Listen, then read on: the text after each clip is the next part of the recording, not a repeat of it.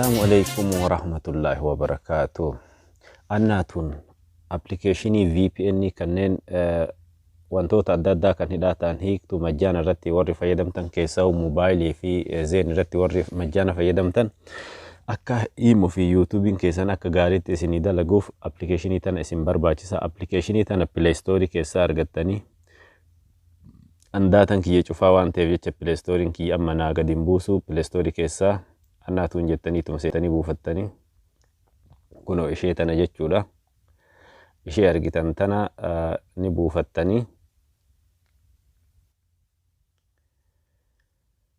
applicationatti tana eega buufattan ga'anii waan buufadhee jiruuf open naan jetti wajjin seen akkaataa itti banan isin agarsiisa. Yeroo jalqaba seentan akkatti isinii dhufti barreeffama kana yoo isinitti fidde okay jettaniini san booda bifa kanaan isinii dhufti. Yeroo bifa kanaan isinii dhufte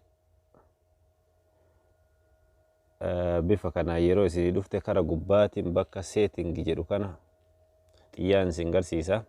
Bakka setting jedhu kana tuqxanii bakka addeessa kana tuqxanii miti isinii tuqxanii yoo isii tuqxan bifa kanaan isinii banamti. Jalqaba irra jirtu tana on gootanii san booda xiyya xiqqoo gaggaragaltu tana hin tuqxanii argitanii miti xiyya tana tuqxanii tana SSL tana irratti deeffattanii san booda kanatti gad dhuftanii kana irraa hayxanii 443 jettaniini 443 irratti deebistanii san booda ka itti aanu kana okay gootan. Okay isa erga gootan edit parent proxy ka jedhu kana ni tuqxanii diimaa kana yeroo isa tuqxan akkatti isinii dhufa. Kana m gootanii dot jettanii Facebook jettanii itti naqxan bifaan itti naqe kanaan maatuqaa facebook.com jettanii akkasitti itti naqxanii kaga'aanu gabbuutanii kaga'aanu irratti 443 naqxanii 443 jechuudha. Okay gootanii ammallee ka isatti aanu kana bantan jechuudha. Argaa jirtanii miti tana bantan on gootan. Yoo isii on gootan ammallee kana edit custom ka jedhu kana in cuqaastan. Yeroo isa cuqaastan kanneen hundaa akkatti on right gootan takkitti tana immoo ni hambistan. Takkitti hambistan agartanii backward jettan hin hambistanii san booda kanallee save mada kanaa tana tuqxanii save gootan. Isatti aansuudhaan ammallee ka aanu kana akkatti on gootan.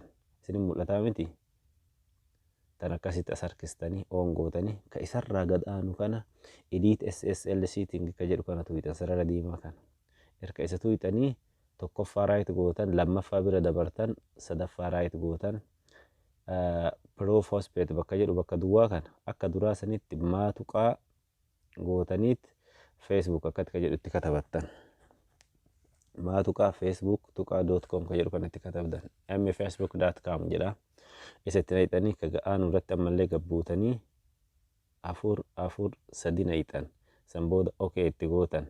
Hanga asii xumurree mitiire amman tana irra ol deebitanii argaa jirtanii tana bakka tana kun lakkoofsa 443 tana isii tana akkatti irraa cuftan off gootan. Ta dur akkatti bantanii ittiin eegaltan tana ta jalqabaa tana akkatti off gootan. San booda gabbuutanii save ka jettu kana arkitanii kara jalaatiin save ka jettu kana save itti gootan. San booda save itti jira. Mee amma halaalu ka daataa fi connect goone san booda kan isinirraa eegamu connect godhuu qofa. Connect gootanii ni eeydanii